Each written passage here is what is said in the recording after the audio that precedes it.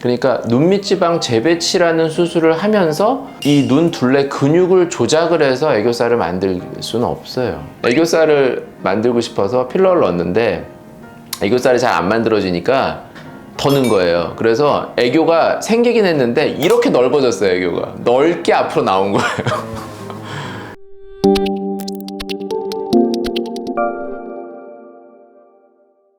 안녕하세요. 상담 오선생의 오선생입니다. 오늘 여러분들께 말씀드릴 제목은 눈밑 지방 재배치 애교살과 하안검 애교살의 차이에 대한 내용입니다.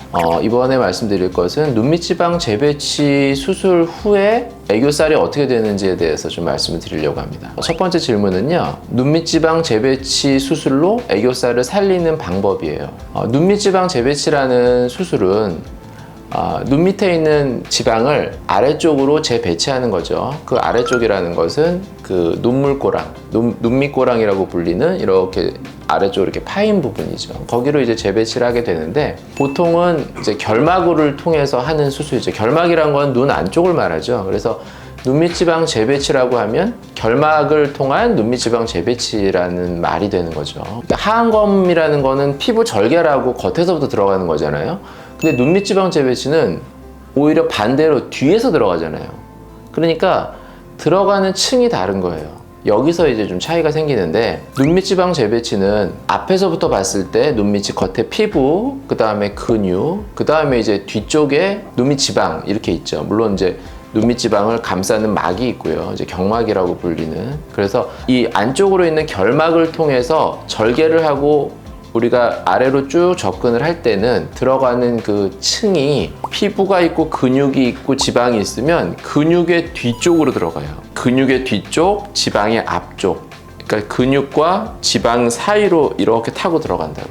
그러니까 이렇게 쭉 타고 들어가기 때문에 앞에 있는 피부나 그 다음에 근육은 피부에 딱 붙어 있어요. 근육도 사실 건드리기가 힘들어요. 근육을 건드릴 수가 없죠. 근육과 피부가 붙어 있는데 근육을 뭘 열거나 근육을 조작을 한다 그러면 앞에 피부에 영향을 줘서 피부가 찢어지거나 이렇게 그런 일이 생기기 때문에 눈밑지방 재배치 수술을 하면서 근육을 건드리기가 힘들어요. 애교살이라는 건 눈밑 근육에 의해서 만들어진다 그랬잖아요.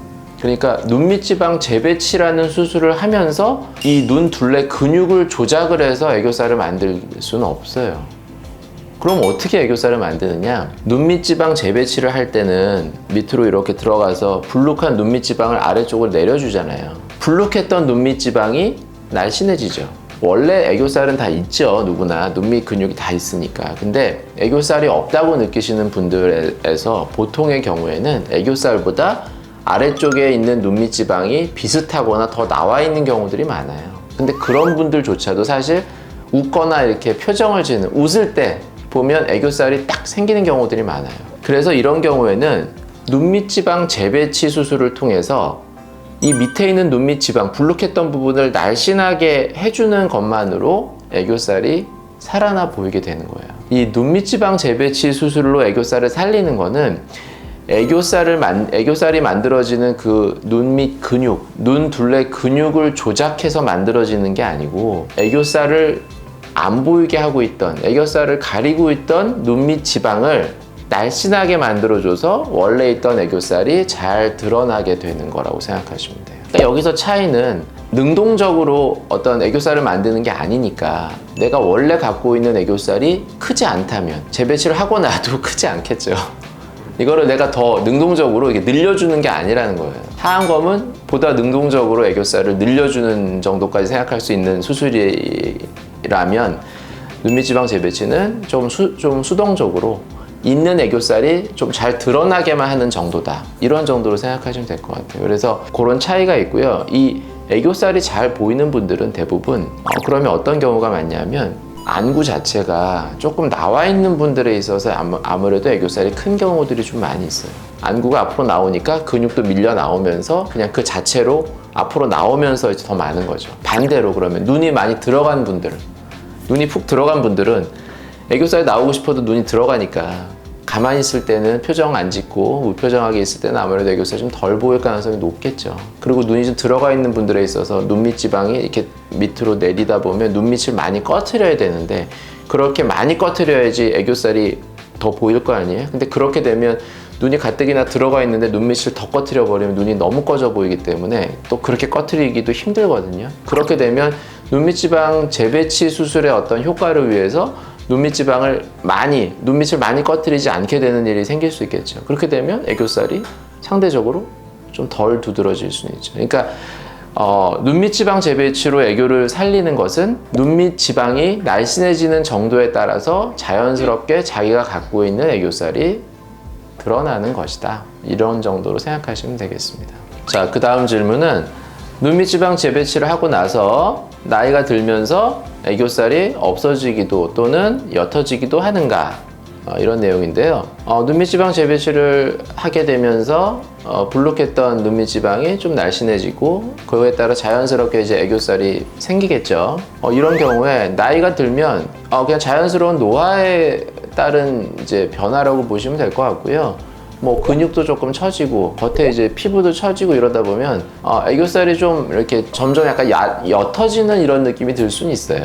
근데 이게 뭐 재배치를 한 것과 안 한 거의 차이가 있다기보다는 그냥 자연스러운 그런 노화의 그런 과정이라고 보시면 될 것 같고요. 말씀드렸듯이 눈밑 지방 재배치로 인해서 생긴 애교살은 근육에 대해서 따로 조치를 한 게 아니기 때문에 그냥 근육은 원래 그냥 자기 상태고, 오히려 눈밑 지방 재배치를 했든 안 했든 그냥 사람이 나이가 들면서 노화 과정에 따라서 애교살이 어떻게 변하느냐, 차라리 그렇게 묻는 질문과 뭐 차이가 거의 없다고 보시면 되겠죠.